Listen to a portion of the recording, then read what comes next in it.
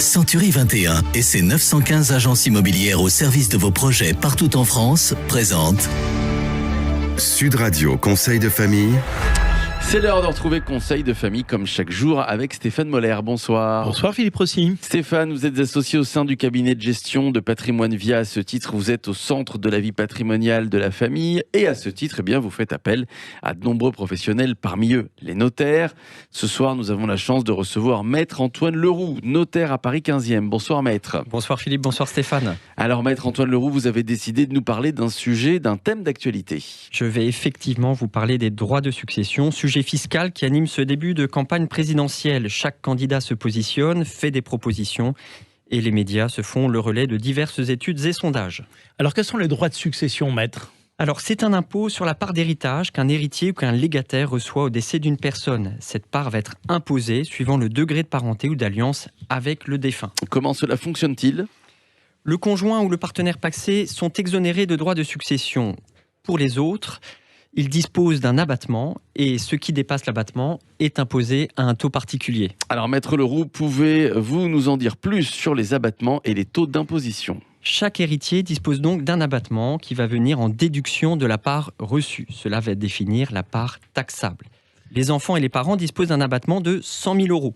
En conséquence, ils ne payeront pas de droits de succession que sur ce qui excède les 100 000 euros. Pour les frères et sœurs, ils disposent d'un abattement de 15 954 euros, 7 967 euros pour les neveux et nièces et 1 594 euros pour les autres. Et qu'est-ce qui se passe si la part d'héritage est supérieure à l'abattement ? Ce qui excède l'abattement est soumis au droit de succession. Là encore, la proximité de parenté va déterminer le taux applicable.